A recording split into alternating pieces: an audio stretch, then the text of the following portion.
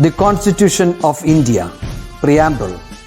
We, the people of India, having solemnly resolved to constitute India into a sovereign, socialist, secular, democratic republic and to secure to all its citizens justice, social, economic and political, liberty of thought, expression, belief, faith and worship, equality of status and of opportunity, and to promote among them all fraternity, assuring the dignity of the individual and the unity and integrity of the nation. In our Constituent Assembly, this 26th day of November 1949, do hereby adopt, enact and give to ourselves this Constitution.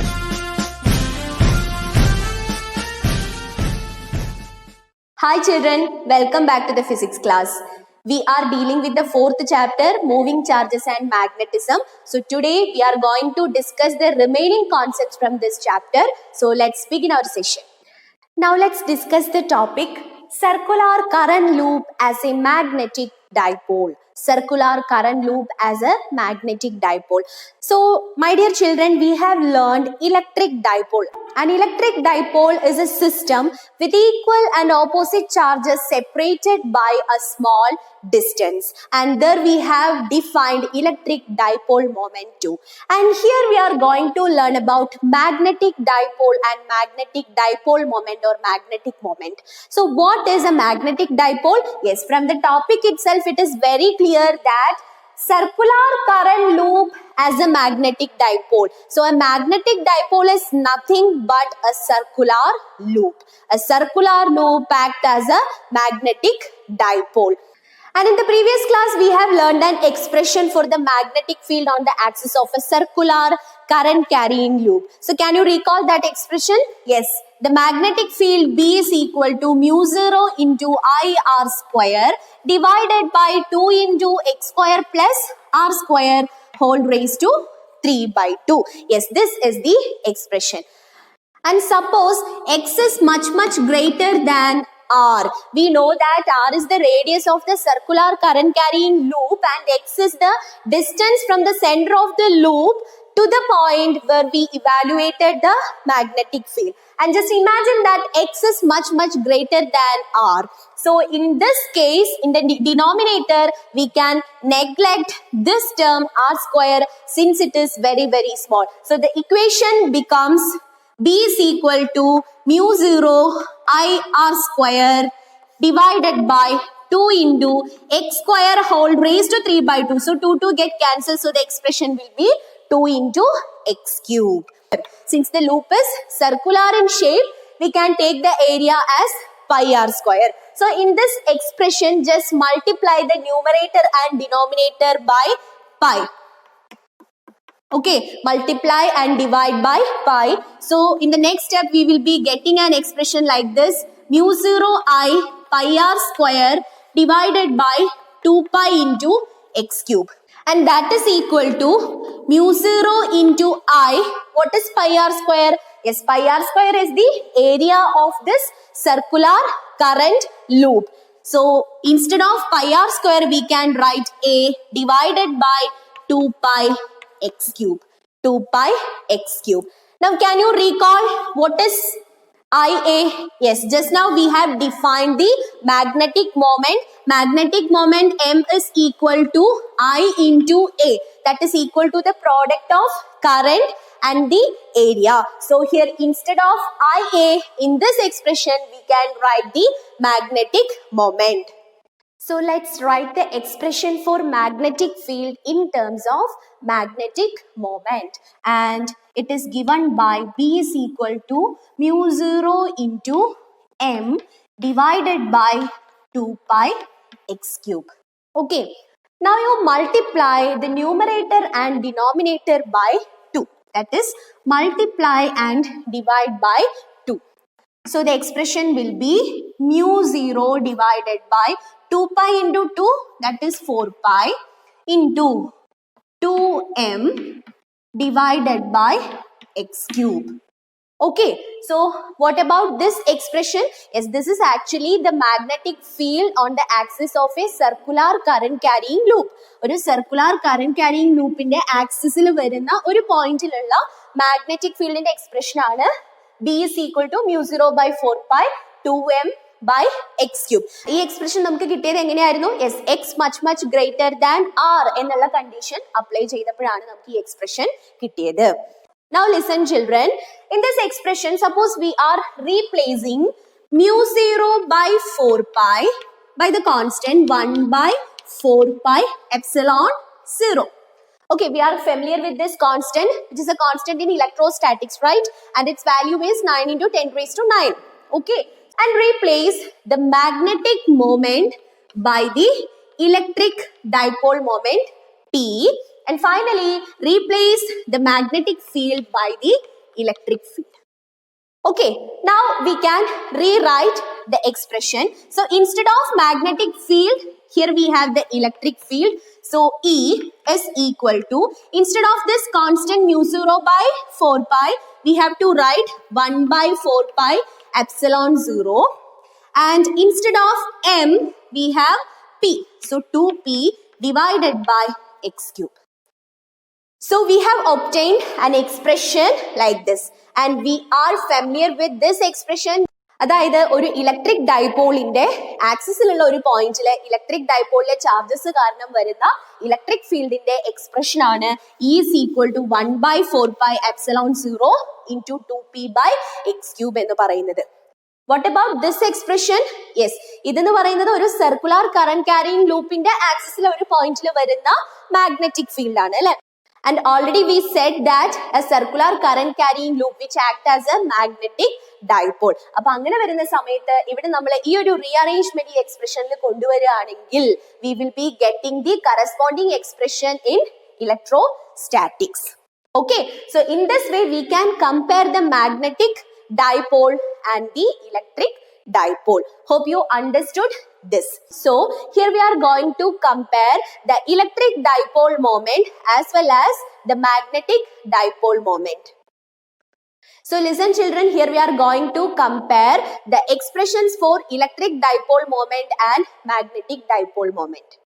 Now listen children, let's compare electric dipole and magnetic dipole. So what is an electric dipole? Yes, two equal and opposite charges separated by a small distance. This arrangement is known as an electric dipole, and the electric dipole moment is given by P is equal to 2AQ, where P is the electric dipole moment, 2A is the separation between the charges, and Q is the magnitude of the charge. Now, what about magnetic dipole? Yes, a circular current loop which acts as a magnetic dipole. And in the case of a magnetic dipole, the magnetic moment is given by M is equal to I into A, where I is the current flowing through the loop and A is the area of the loop. Now let's compare the electric field due to an electric dipole and the magnetic field due to a magnetic dipole. And here is it.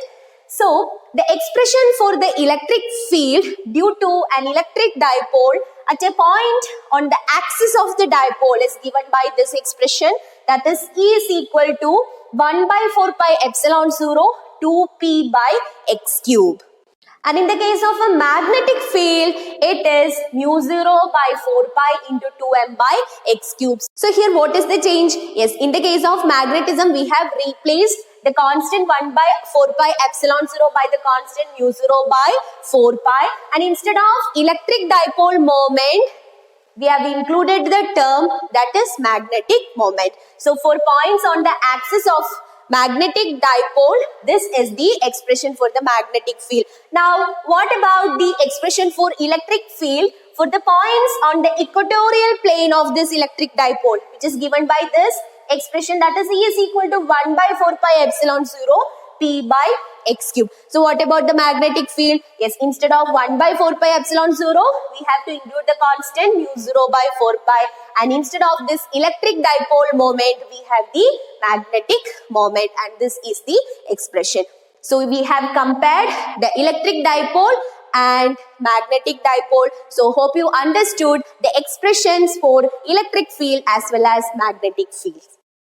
Listen children, here we are going to discuss the topic, the magnetic dipole moment of a revolving electron. That means here we are going to derive an expression for the magnetic dipole moment of a revolving electron. Okay, and according to Bohr model, we know that electron revolves around a positively charged nucleus. So for the derivation of this magnetic dipole moment, here we have considered a positively charged nucleus which is having the charge plus Ze.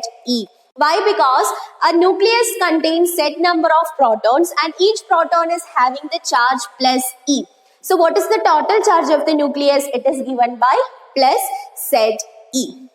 And here in this case, consider an electron which is having the charge minus E and it is at a distance r from the center of this nucleus and which revolves around this nucleus in the anti-clockwise direction. So this electron which is at a distance r from the center of this nucleus and it revolves around this nucleus in the anti-clockwise direction.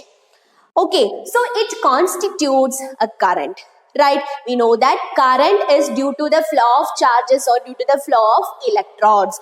And here, since the electron is revolving around the nucleus, it constitutes a current. And what about the expression for this current? Actually, by definition, the current is given by Q by T.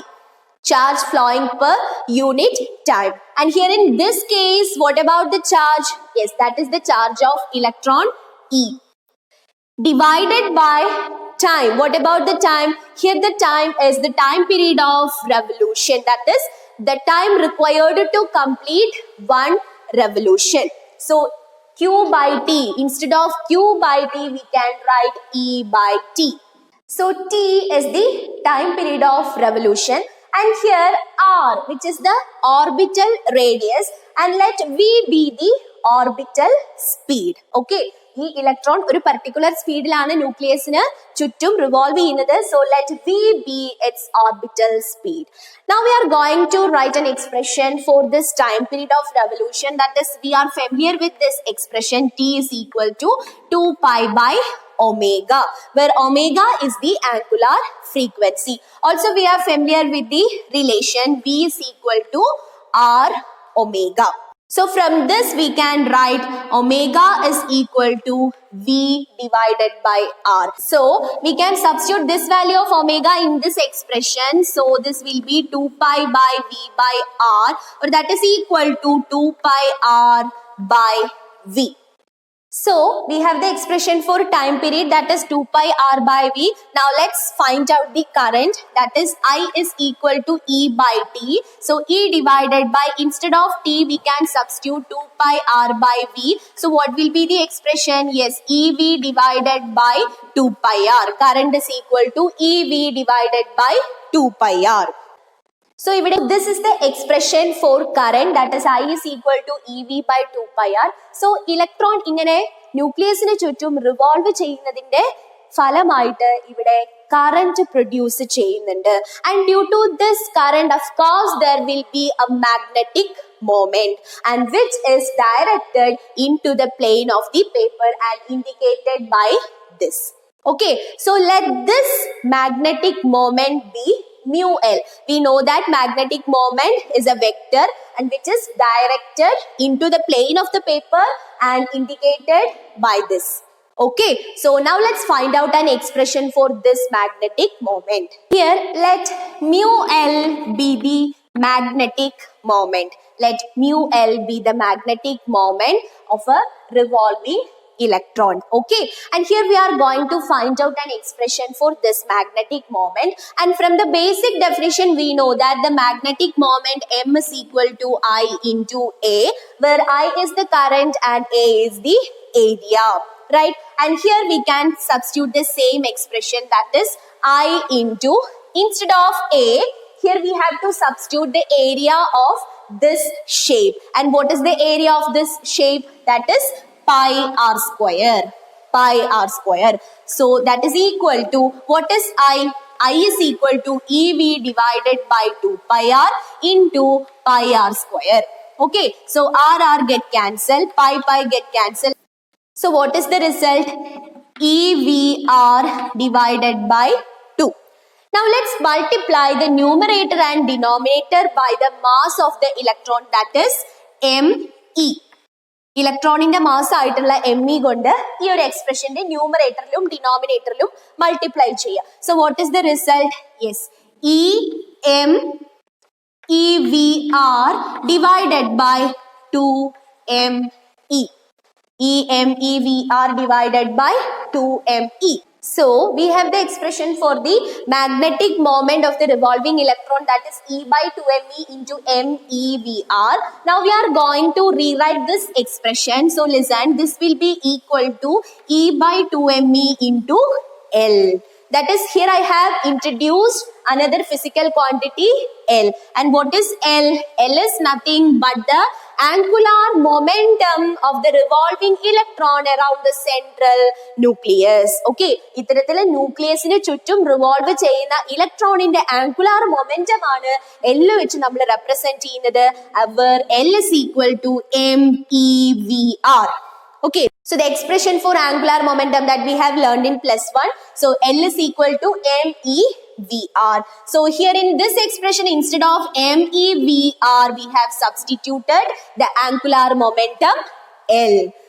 So this is the expression for the magnetic moment of a revolving electron, or more precisely, we can write an expression for this magnetic moment in vector form, that is mu L is equal to minus E by 2ME into L. And here the negative sign indicates that the angular momentum of the revolving electron about the central nucleus is opposite to the magnetic moment. Okay, angular momentum അതേപോലെ ഇലക്ട്രോണിന്റെ magnetic momentum opposite ഡയറക്ഷനിലാണ് act ചെയ്യുന്നത്. So this is the expression for the magnetic dipole moment of A revolving electron. So the magnetic moment mu L is equal to E by 2ME into L. Now, what is mu L by L? That is the ratio of magnetic moment and the angular momentum. That is E divided by 2ME. The ratio of magnetic moment and angular momentum of a revolving electron. And this ratio is known as the gyromagnetic ratio. This ratio is known as the gyromagnetic ratio. Okay, and here in this expression we know the charge of electron, also the mass of electron. So by substituting these standard values, we will be getting the value of this gyromagnetic ratio as 8.8 into 10 raised to 10 coulomb per kilogram. Okay, 8.8 into 10 raised to 10 coulomb per kilogram, and it is the gyromagnetic ratio. That is the ratio of the magnetic moment and angular momentum of a revolving electron. And here one more thing, according to Bohr model, or Bohr hypothesized that this angular momentum assumes discrete set of values. That is, angular momentum is given by NH divided by 2 pi. Where n is the natural number that it can take values 1, 2, 3, etc. And h is the Planck's constant. Its value is 6.626 into 10 raised to minus 34 joules second. So according to Bohr theory, angular momentum can take discrete set of values which is given by this expression. Now let's substitute for L in this expression. So mu L is equal to E divided by 2ME into, instead of L we have the expression NH divided by 2 pi. NH divided by 2 pi. And for n is equal to 1, this expression is given by EH divided by 4 pi ME. EH divided by 4 pi ME. Okay, this is known as Bohr magneton. That is the minimum magnetic moment, that is for n equal to 1. Here we have got this expression, that is the minimum magnetic moment of a revolving electron. and it is known as the Bohr magneton. And by substituting the values of E, H as well as Me in this expression, we will be getting the value 9.27 into 10 raised to minus 24 ampere meter square. And this is known as Bohr magneton. This is known as Bohr magneton. That is the magnetic moment of a revolving electron. The minimum magnetic moment of a revolving electron. So what is the value of Bohr magneton? 9.27 into 10 raised to minus 24. So hope you understood this. Now let's discuss the last topic from this chapter, that is moving coil galvanometer. The moving coil galvanometer. So we are familiar with the device galvanometer, right? Galvanometer, which is a device that can be used to detect the presence of current.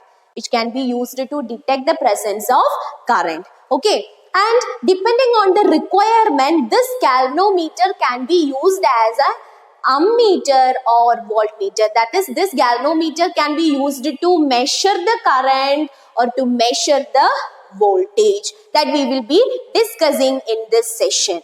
Okay, before that, here you can see the picture of a moving coil galvanometer, also its elements. So first of all, we are going to discuss its working principle. So listen carefully.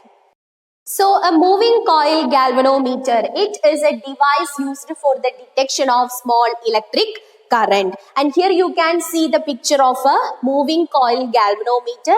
And the galvanometer consists of a coil with many turns, which is free to rotate about a fixed axis in a uniform magnetic field. And here is the working principle of a moving coil galvanometer, that is, its working is based on the fact that when a current carrying coil is placed in a uniform magnetic field, experiences a torque. That is, ഒരു current carrying coil ഒരു uniform magnetic field വെച്ച് കഴിഞ്ഞാൽ there experiences a torque, and it is the basic principle or working principle of a moving coil galvanometer. Okay, അപ്പോൾ ഇവിടെ magnetic ഫീൽഡിൽ place ചെയ്തിട്ടുള്ള current carrying കോയിലില് ഒരു torque experience ചെയ്യുന്നുണ്ട് എന്ന് മനസ്സിലായി. അതാണ് ഗാൽവനോമീറ്ററിന്റെ വർക്കിംഗ് പ്രിൻസിപ്പിൾ എന്നും മനസ്സിലായി, right? And the expression for this torque is given by, what is the expression for torque? Yes, it is M cross B, right? Torque is given by M cross B, and here we can write in a simple manner, that is M into B. Okay, and for n number of turns of the coil, the expression for torque is given by N into I into A into B, where NIA is the magnetic moment, that is M is equal to NIA.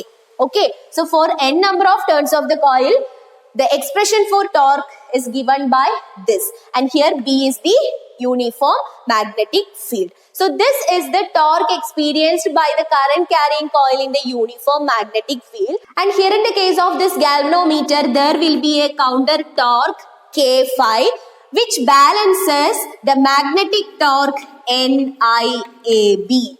Okay, so K phi is equal to NIAB, where K is the torsional constant of the spring, that is the restoring force per unit twist, and phi is the angular deflection. Phi is the angular deflection.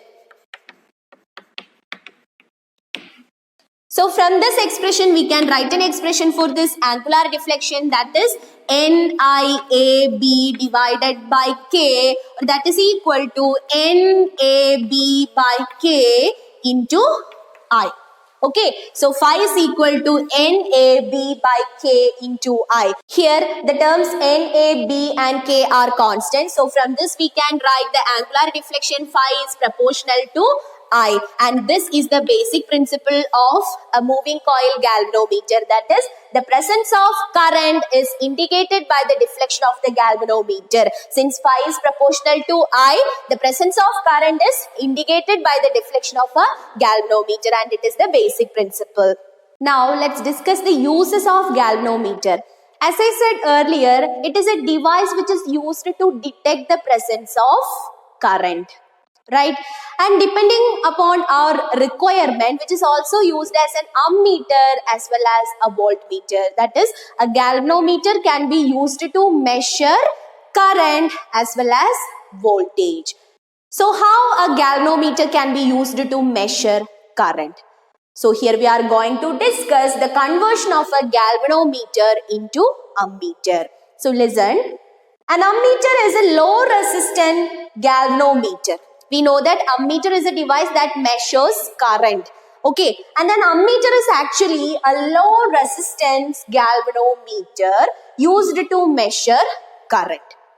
ഒരു ammeter എന്ന് പറഞ്ഞു കഴിഞ്ഞാൽ law resistance ഉള്ള ഒരു galvanometer പോലെ തന്നെയാണ്. That is used to measure current. How can we convert a galvanometer into an ammeter? Yes, here is it. The galvanometer can be converted into an ammeter by using a low resistance wire in parallel. ഗാൽവനോമീറ്ററിന് parallel ആയി ഇതുപോലെ ഒരു law resistance wire connect ചെയ്ത് കഴിഞ്ഞാൽ നമുക്കൊരു ഗാൽവനോമീറ്ററിനെ ammeter ആയിട്ട് use ചെയ്യാനായിട്ട് പറ്റും. So here G, which is the device galvanometer, and RG is the resistance of this galvanometer, and here RS is the low resistance which is connected in parallel with this galvanometer. Okay, here the resistance of the galvanometer RG is much greater than the resistance RS. And what about the effective resistance of this arrangement? Yes, these two resistors are connected in parallel, so the effective resistance is given by 1 by RS plus 1 by RG, that is equal to RG plus RS divided by RS RG. And this is 1 by R effective. So what is the effective resistance? Effective resistance is the reciprocal of this, that is RS RG by RG plus RS, that is approximately equal to RS. Okay, so how can we use a galvanometer into an ammeter? By connecting a low resistance in parallel with this galvanometer. Clear? Now let's define the current sensitivity of a galvanometer. And what is current sensitivity? Current sensitivity is the deflection per unit current. Deflection per unit current. For a galvanometer, we have this expression phi is equal to NAB by K into I. So current sensitivity is the deflection per unit current, that is phi by I. What is phi by I? From this expression, it will be NAB by K. So this is the expression for current sensitivity. Now, the another use of galvanometer, that is galvanometer can be used as voltmeter. That is, galvanometer can be used to measure the potential difference between 2 points of a circuit. So first of all, what is a voltmeter? A voltmeter is a high resistance galvanometer used to measure the potential difference between 2 points of a circuit. So how can we use a galvanometer as a voltmeter, or how can we convert a galvanometer into voltmeter? And here is it. A galvanometer can be converted into a voltmeter by connecting a high resistance in series with the galvanometer. ഒരു ഗാൽവനോമീറ്ററിനെ voltmeter ആയി convert ചെയ്യണമെങ്കിൽ ഗാൽവനോമീറ്ററുമായി ഒരു high resistance സീരീസിൽ connect ചെയ്താൽ മതി. Why? Because a voltmeter is a high resistance galvanometer. And here you can see the arrangement. G is the galvanometer and RG is the resistance of this galvanometer. And here we have connected a high resistance R in series with this galvanometer. So what is the effective resistance? Yes, this is a series connection. So the effective resistance is given by RG plus R, that is approximately equal to R. So hope you understood the conversion of a galvanometer into a voltmeter. Now let's define the voltage sensitivity of a galvanometer. So what is voltage sensitivity? Yes, like current sensitivity, voltage sensitivity is the deflection per unit voltage, that is phi by V. And for a galvanometer, what is phi? Phi is NAB by K into I divided by the voltage V. That is the voltage sensitivity. And according to Ohm's law, we have the relation V is equal to IR. Right? From this expression, what is I by V? I by V is simply 1 by R. So here in this expression, instead of this I by V, we can substitute 1 by R. So this will become NAB by K into 1 by R. So what is the expression for voltage sensitivity in terms of resistance, yes, that is NAB by K into 1 by R. Now suppose we have doubled the turns of the coil of the galvanometer, that is N becomes 2N. So in this case the resistance will be 2R because resistance which is depending upon the length of the coil.